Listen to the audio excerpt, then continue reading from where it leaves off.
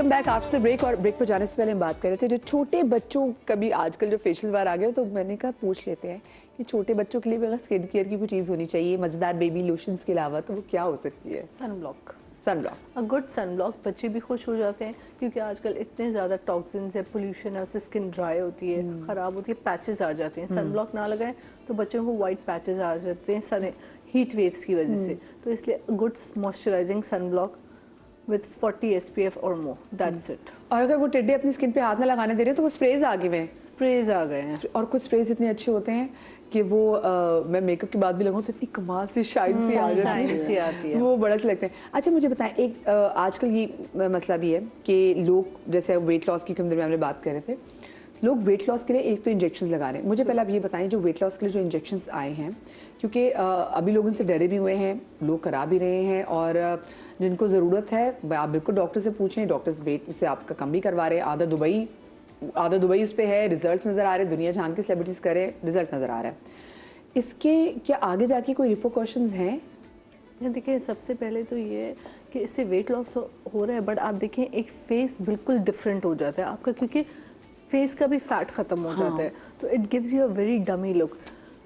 1-2 महीने जिनका बहुत ओबीज है और प्री डायबिटिक है, उनके लिए आई वुड रिकमेंड, क्योंकि हमने बिल्कुल ही अपनी लाइफ को सेडेंट्री कर लिया ना वॉक ना एक्सरसाइज, पर हर चीज़ जो है हम आर्टिफिशियल चीज़ों पे।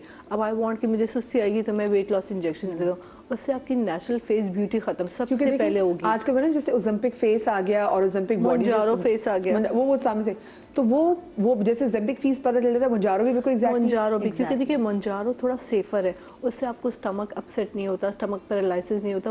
ओज़ेम्पिक से ये होता था कि पेशेंट्स को बहुत ज़्यादा स्टमक में पेन, क्रैम्प्स होना, तो वो इतना कंटिन्यू नहीं करते थे। Mounjaro on the country safer, expensive है बट सेफर है, तो लोगों ने इसको लाइफस्टाइल बना लिया। जब लाइफस्टाइल बनाया तो आपका फेस का फैट ख़त्म होना शुरू होगा, लगता है एक बिल्कुल डरबा सा स्केलेटन फेस। दूर से आई कैन कमेंट कि यस ही इज यूजिंग अज़ेम्पिक और मोंजारो। और मुझे ये अब मेरे बारे में जरा बता दें प्लीज, मुझे देखो इतनी पतली होगी, मैंने कहा 1.5 साल से लगी, आपने 2 साल मेहनत की है, देखिए, and you had post pregnancy ना, you had post pregnancy weight and you are tall, so आपने मेहनत करके अपनी भूख को वो करके अपने चिल्ले काट के मुंह के ताले लगा के अपने आप को कंट्रोल किया। देखो ये होता है ना कि आपका, मुझे अक्सर वैसे जब लोग मिलते हैं ना, अच्छा मैं खुद भी, मेरा शुमार भी लोगों में होता है कि बहुत ज़्यादा मेहनत करे सर आप हल्के से घबराते हैं। जैसे मैंने जब कोई मुझसे पूछता था ना क्या तो मैं कहती थी 1 मील अ डे, लेकिन देखो इतना अच्छा काम नहीं करता, बहुत आहिस्ता आहिस्ता काम करता है 1 मील अ डे अगर लेनी है तो, क्योंकि मैं उसमें सब कुछ ही खाती थी, रोटी नान जो भी, एक खाना खा रही हो ना तो। लेकिन अगर मैं किसी लोग पूछते थे अच्छा बताओ ना क्या किया है, बताओ तुमने इंजेक्शन लगवाया, मैंने कहा नहीं इंजेक्शन नहीं भाई, 1 मील अ डे पे आई हूँ और बहुत टाइम लगा मुझे इसमें। नहीं तो अच्छा, तो मैंने कहा अगर इंजेक्शन आपको लगता है तो आप लगा लें इंजेक्शन, आप लगा लें। नहीं हमने इंजेक्शन लगाना, तो फिर लोगों की समझ में नहीं आ रही। देखिए 1 मील अ डे में आपका फेस की ब्यूटी वैसे ही है, नेचुरल वे में लूज किया तो आप इतना जल्दी गेन भी नहीं करेंगे। अगर आप मोंजारो ओज़ेम्पिक से वेट लूज करते हैं, आपकी भूख खत्म होती है, जब आप उसको छोड़े तो आप देखिए दोबारा आपका स्टमक साइज वैसे ही, थोड़े टाइम 5 डेज के बाद वो क्लॉक साइकिल खत्म हो जाती है। 6 डे पे आपको लगाना जरूरी है, आपको वैसी भूख लगती है। 7 डे पे आप नेचुरल खाते हो। ये तो अगर आपका इतना ज्यादा, अगर आपका स्ट्रॉन्ग विल है तो फिर तो आप नॉर्मल उस पे आ जाओ ना। लेकिन जैसे आप तो पतली ही थी, मैंने कभी नहीं चला। I was 72 के बाद मेरा करंट वेट अभी इस वक्त जो है as of right now it's 58.75। ठीक है, लेकिन मैंने ओज़ेम्पिक लिया था फॉर 6.5 months। जो डॉक्टर साहब ने बोला पेट की बैंड बच जाती है, स्टमक लिटरली बैंड बच जाती है आपकी। और मुझे वैसे ही कॉन्स्टिपेशन रहती थी, कॉन्स्टिपेशन के बाद डायरिया शुरू हो गया उसकी वजह से। लेकिन वेट लॉस तो हुआ, लेकिन उसके साथ आपकी बोन डिटोरिएशन होती है, बिकॉज आप उस चीज पे डिपेंड कर जाते हो कि यार बगैर कुछ किए आपका वजन कम हो रहा है। इसका मतलब है जो ऑस्टियोपोरोसिस जो खवातीन में आता है वो तेज हो जाएगा, ऐसे फास्ट हो जाएगा, आपकी बोन्स खत्म हो जाती हैं। मेरा फेशियल मास्क, मेरा जितनी मेरी मैरिनेट लाइंस अब प्रोमिनेंट हुई हैं, वो मैं अपनी 1.5 साल पहले की तस्वीर देखती हूँ और अब देखती हूँ, 1.5 साल में इतना ज्यादा कोई फर्क नहीं आता नेचुरली अगर आप एज कर रहे हैं। लेकिन उस चीज के बाद मैंने अपनी जमीन आसमान का फर्क देखा है।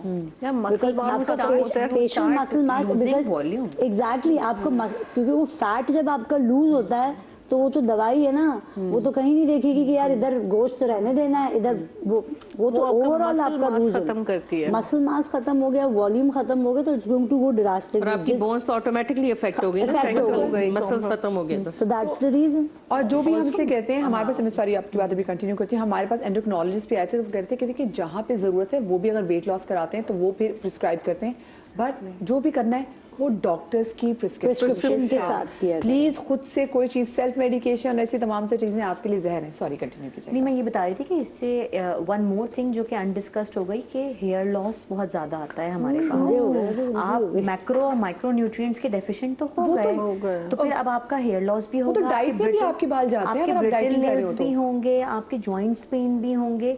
For a women's health, specially those who are getting it in the early perimenopausal stage, ये बहुत ज़्यादा जल्दी आपको एजिंग की तरफ लेके चला जाता है। आपका फौरन आपको फील होगा कि मेरा फेशियल वॉल्यूम गया, मेरी सैगिंग स्टार्ट हो गई, मेरी जाउलिंग स्टार्ट हो गई, then you get on to other aesthetic procedures to get it restored. और इसके साथ स्किन में ड्राइनेस, डिहाइड्रेशन बहुत हो जाता है, बिकॉज़ वाटर लॉस हो रहा है ना, स्किन भी डिहाइड्रेट हो गई। जब स्किन डिहाइड्रेट होगी तो आपकी ऑटोमेटिकली एजिंग का प्रोसेस शुरू हो गया। True true true true true.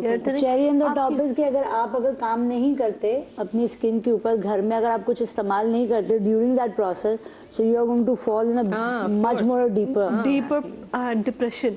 I have seen people कि वो जब थोड़ी सी हेल्दी बल्कि थी, they were more happy, they had a glowing skin, and then कहते हैं अब वेट लूज वाले लोग कहते हैं तुम तो बुढ़ी हो गई हो, तुम बीमार लग रही हो, बेकार लग रही हो। तो इतने सिवियर डिप्रेशन में मैंने कहा no, just restore yourself, don't worry.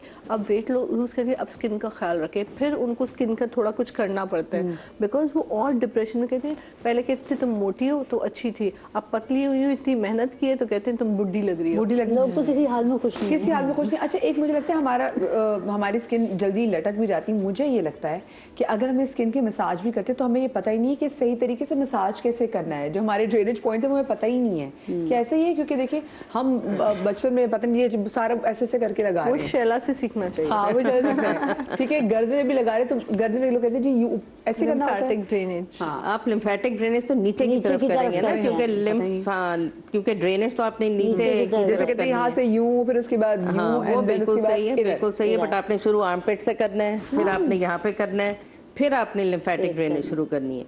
Lymphatic drainage तो is the most important in the body. जब तक वो ये जो बिला वजह की जो खवातीन फेशियल्स बहुत ज़्यादा करा रही होती हैं, और जो पॉलरों के फेशियल्स कराती है जिनमें एग्जैक्टली उनको नहीं पता है कि एग्जैक्टली आपके चेहरे का मसाज होना कैसे चाहिए, तो क्या उससे भी स्किन को फर्क पड़ सकता है? देखिए आजकल के जो ट्रीटमेंट्स है ना, चाहे वो आप मशीन से करें चाहे हाथ से करें, अब वो लंबी लंबी मसाजें, except what Shaila does, that's उसको क्या कहते हैं, ब्लड सर्कुलेशन को तेज करती है, तो उससे ऑटोमेटिकली ग्लो आ जाती है, राइट। बट जो अब पुराने ज़माने वाले फेशियल्स हैं ना, वो तो रहे ही नहीं अब, कि आप हिलते जाएं और फेशियल करते जाएं, खुद भी हिलें, अगले को भी हिलाएं, अगला समझता है कि बस यही कमाल का फेशियल है। That's not the thing now. अब मशीन से अगर आप फेशियल करते हैं तो it's hardly a 30 minute treatment.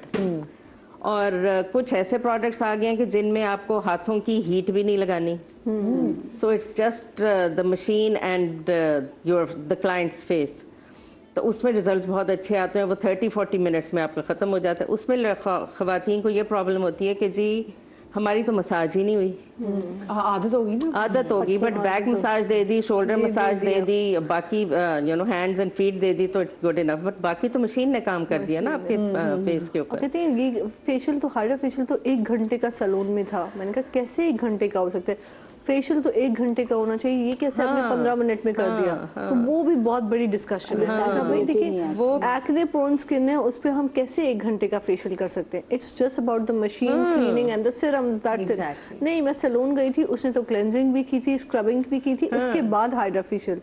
तो और लिया क्या था 4000 रुपए। ये भी मजे की बात है। तो उसमें तो सीरम्स भी मेरे ख्याल से फिर वो कैसे होंगे? देखिए हाइड्रा फेशियल का मतलब है cleaning of the skin and hydration of the skin, deep cleanse of the skin with the help of machine, there no usage of the nothing at hands. All. अगर आप जाके पहले क्लेंजिंग, उसके ऊपर scrubbing, उसके ऊपर हाइड्रा की machine, तो फिर लोग आते रेफर करते पूरे बड़े बड़े सिस्टिक एक्ने। हाइड्रा फेशियल कराया था तो ये एक्ने हो गया। और तो जब नील भी पड़े होते हैं, सक्शन इतनी होती है, नील भी exactly पड़े हुए होते हैं हर strong, जगह। इतना सक्शन की वजह तो से ये जो strong- 3-3, 4-4 हजार के मैनी पेडी और साथ में हाइड्रा फेशियल्स की जो ऑफर आई होती है, Exactly. उसमें फिर वो किस किस्म के प्रोडक्ट्स इस्तेमाल वो हो फिर रहे पानी हैं? के साथ हाइड्रा फेशियल करते हैं, सीरम से नहीं होते, नहीं उसमें होते। डिस्टिल वाटर होता है या नॉर्मल पानी। ओरिजिनल तो नहीं हो सकता और for फिर sure. उसके ऊपर फेस पॉलिश कर देते हैं, तो गोरे चिट्टे तो वैसे ही हो गए, चिट्टे वैसे ही हो गया आप। ग्लो भी आ गई। Glow भी आ गया। बाकी वो फिर पानी के साथ करें या जिसके साथ मुझे एक मर्जी बात, करें। ये खवातीन ये बात बताएं, ये जो हम पहले चेहरे पे ब्लीच, आप लोग ब्लीच को ज़्यादा प्रेफर करेंगे? मैं वैसे बहुत दफ़ा सवाल पूछ चुकी हूँ, लेकिन मैं एक बार फिर से, वो लोग जिनको नहीं आइडिया, आप लोग ब्लीच को ज़्यादा प्रेफर करेंगे या फिर आप जो है हेयर रिमूवल लेज़र को आप प्रेफर करेंगे? हम किसी भी ट्रीटमेंट में हम फेस पॉलिश या ब्लीच यूज नहीं करते। अगर आपका प्रोडक्ट अच्छा है तो आपका रिजल्ट ऑटोमेटिकली उससे आ जाएगा। हमें इतनी आदत है मुंह को ब्लीच करने की, सिर्फ बालों को गोल्डन करने के लिए कि वो जो है वो हम समझते हैं कि हम चमक गए हैं। बट उसमें जब आप फेस पॉलिश करते हैं तो आपका मुंह रेड होता है, जब लाल होता है तो वही पैचेस आपके डार्क हो जाते हैं, पिगमेंटेशन। क्योंकि हमारी स्किन बहुत जल्दी जो है वो पिगमेंटेशन प्रोन है, बहुत जल्दी up होती है। बिल्कुल। आप अगर बहुत रिपीटेडली थ्रेडिंग भी करते रहे तो यहाँ पे भी काले लाइंस बननी शुरू हो जाती हैं, तो वो आप फौरन थ्रेडिंग खत्म करके अपनी वैक्स पे आ जाएं। बहुत सारे लोग हमारे पास आते हैं कि जी बाल मेरे हटा दें, मुझे डर्मा प्लेनिंग कर दें। Derma planing is not removal of hair, derma planing is basically to remove dead skin if needed. और वो भी बहुत ड्राई डिहाइड्रेटेड स्किन पे होती है। जब आप ऑयल लगा के करते हैं तो वो डेड स्किन भी रिमूव हो जाती है। फिर नेचुरली जब आप डर्मा प्लेनिंग करेंगे तो जो रुआं है या दाढ़ी मूछे हैं तो वो भी जाएंगे बाल साथ। अच्छा, बहुत सारे लोग that's not an alternate to laser और वैक्स। और आलिया जी, बहुत सारे लोग जिनके अगर आपके बाल हार्ड हैं और आपको लग रहा है नहीं मेरे बाल बहुत ज़्यादा हार्ड है, मैं तो ब्लीच ही करूंगी, फिर आप उसको बहुत ज़्यादा कॉन्सेंट्रेटेड बनाते हैं, फिर वो जो कॉन्सेंट्रेटेड जितनी ब्लीच आपके मुंह पे लगेगी उतना फिर आपका मुंह लाल बन, उसके बाद फिर आप कहते हैं ये पता नहीं मेरे मुंह पे ये पैचेस वो कहाँ से मोटा पड़ गए बाल तो हैं। ब्लीच होगा ही नहीं ना। हाँ, वो हमेशा होगा ही नहीं। लाइट बाल ब्लीच होते हैं। सिर्फ रुआं ब्लीच होगा, मोटा बाल नहीं ब्लीच होगा, कभी भी नहीं होगा। वो भी 15 मिनट के लिए भी नहीं। ब्लीच करने से आपकी मेलानोसाइट प्रोडक्शन बढ़ जाती बढ़ है। जाती है, मेलानोसाइट वो बिल्कुल। सेल हैं जो हाँ, आपकी स्किन में pigment देते हैं। पिगमेंट देंगे। तो जहां आपने ब्लीच किया वहां आपने अपनी स्किन को ना सिर्फ पतला कर लिया बल्कि मेलानोसाइट प्रोडक्शन के लिए और बढ़ा भी दिया। हीट, गर्मी। इन्फ्लेमेशन तो एक अलग है कि रेडनेस और वो सब चीजें तो आ ही रही हैं, लेकिन आप झाई को खुद दावत दे रहे हैं कि आओ और मेरे ऊपर अटैक कर लो। और ये एक प्रोग्रेसिव डिजीज है। मिलास्मा अगर किसी को हो जाए तो वो आपको पता है सेल डिवीजन जो है, हम नाखून भी काटते हैं तो वो एक सर्टेन टाइम के बाद बढ़ना है, तो 2 या 3 सेल्स का आना भी कल को लाखों में तब्दील हो जाएगा। और डॉक्टर फारिया, अगर ये ट्रीटमेंट आप करा रहे हैं, इसके बाद आपने किचन में काम भी करना है, वो किचन की हीट भी है,